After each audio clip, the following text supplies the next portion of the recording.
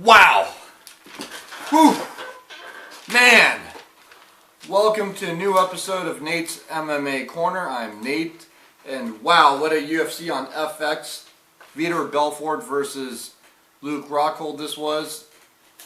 The main card was pretty darn off the hook. The main event, so this is the post-fight show. Whew.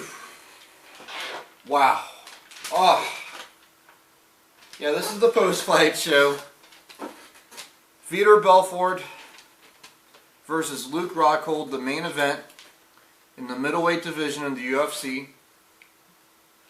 Vitor Belfort scored one of the greatest knockouts in UFC history with a spinning heel kick that landed right on the head of Luke Rockhold, former Strikeforce champion who never lost a belt again.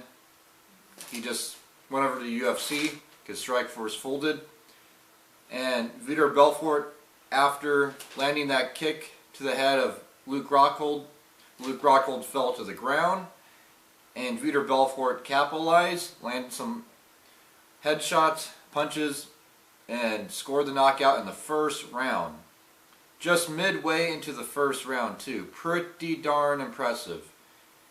For a guy knee-deep in his 30s, and Vitor Belfort, been through dozens of fights, seen it all, done it all, whatever you want to say. Legend in the sport. I was convinced that Luke Rockhold was going to win this fight. Luke Rockhold is younger, bigger, has been through 5-round battles, defending his Strikeforce middleweight title.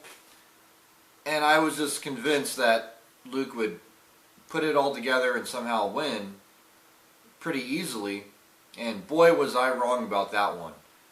Wow. But Vitor Belfort looked impressive.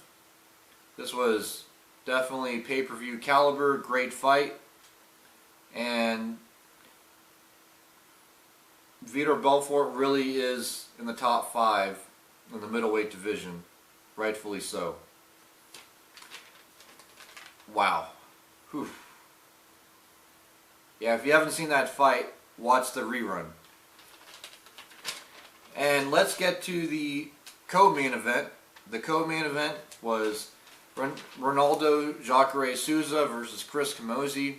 I told you so, I told you so, I told you so. Wow. Man, what a lopsided fight. Jacare Souza scored a first-round arm triangle choke against Chris Camozzi, and what did I say? I told you the first or second round this would happen. It was just, Chris Camozzi's a talented fighter. He's a young guy. I like him. He has his whole life ahead of him. He's getting married soon. Congrats, Chris Camozzi. And yeah, Jacare Souza is just on a whole new level, but Chris Camozzi, he will learn from this loss. His jiu-jitsu will get better. And the striking will just continue to get even better. It was a good fight. It was fun to watch. It was quick and straight to the point. I like those type of fights. I'm not the biggest fan of drag it out to a decision wars. Jacare Souza was ranked number 8 in the middleweight division, so he's going to be moving up. I say if Vitor Belfort doesn't get immediate title shot after his impressive win over Luke Rockhold, put Vitor Belfort versus Jacare Souza. The winner of that fight gets the winner of Chris Weidman Anderson Silva, or put Yushin Okami versus Vitor Belfort. The winner of that fight gets winner of Anderson Silva, Chris Weidman. So there's ways we can go about this, or Vitor Belfort versus maybe Costa Philippou. Costa Philippou, who was supposed to fight on this card, had to pull out due to injury. He was going to fight Jacare Souza. So the middleweight division's looking fairly interesting. Pretty excited to see how it's all going to pan out. Then we had Rafael dos Anjos versus Evan Dunham. This was a lightweight fight on the main card. This went to a decision. Hoo-ha! Boring. Pity-pat-pat, pity-pat-pat, pity-pat-pat for 3 5-minute rounds. Evan Dunham landed some takedowns. Yeah, looking at the stats, I agree with Dana White and a lot of the fans. Evan Dunham should have won the fight, but it almost didn't even matter.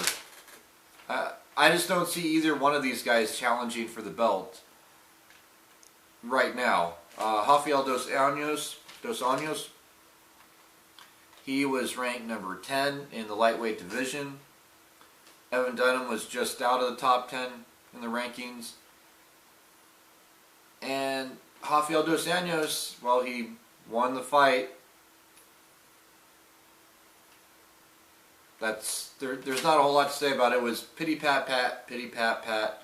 Evan Dunham landed some takedowns that didn't do anything. Rafael dos Anjos was able to pop up.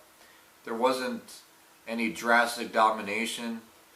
It was pretty close on stats with the exception of the takedowns. It was 3 takedowns to 0. Yeah, I say give Evan Dunham his win bonus. Don't hold it against him that he lost this fight. Definitely don't move him down in the rankings too much. And Rafael dos Anjos, don't move him too much up in the rankings. Both these guys still have a lot of work to do in the lightweight division before we're even talking about either one of them fighting Ben Smooth Henderson for the lightweight UFC championship. Then we have, in another middleweight bout on the main card, Rafael Natal versus Joao Zeferino. Now this fight was pretty exciting. There was a lot of great grappling involved. I kind of figured that. And I was saying on the pre-fight show for this fight card, this could have been fight of the night. This could be fight of the night. And yeah, it was a battle. It was a battle. It was fun to watch. It was interesting. They're both heavy jiu-jitsu guys. They both have black belts. They both went for it. And like I said, Rafael Natal, his experience against the tougher competition, I think, is what paid off in this fight. There was some good striking, great grappling, and then the grappling, as the commentators were saying, was 50-50 because they were both on the ground going for a submission, and either one could have got it. But they're both. It went to show you that they're both talented. So it was a good fight to showcase both of them. Zeferino, I would love to see more of him in the UFC middleweight division. Maybe he could cut down to welterweight, but I say give him one more fight at middleweight. If that doesn't work out, give him another fight at welterweight. If that doesn't work out, then maybe the UFC is not for him. But I would expect him to probably most likely win his next match. He just has a lot of tools, you can tell, he showcased in this fight. With striking, grappling, octagon control, aggression. And then an honorable mention in the prelims, hacran Diaz versus Nick Lentz in the featherweight division. Great fight. I was on the edge of my seat. I was rooting for Nick Lentz the entire way through. I'm a Nick Lentz fan. And I was so scared Nick Lentz was going to get submitted in that third round by getting choked out. And he didn't tap. He did not tap. And he turned to his side, got out of it, closed the distance when there was some good strikes landed from hacran Diaz. And yeah, wow. Nick Lentz was ranked number 10 in the featherweight division. He definitely earned moving up at least a notch or two in the rankings. Nick Lentz, I can't wait to see more of you. And he's from Minnesota, which I got a lot of family there. So that was a good fight. Great fight. Well, that pretty much wraps up the post-fight show for UFC on FX. Vitor Belfort versus Luke Rockhold. My next episode will be a pre-fight for UFC 160.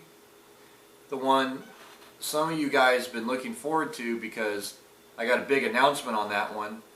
I got facts I found about stuff that Cain Velasquez and his trainer Javier Mendez have been saying that aren't necessarily true, and after doing some really good research, I got proof of it, and I will be talking about it on the next episode of Nate's MMA Corner, which the next episode should be out in the next 2-3 days, maybe less.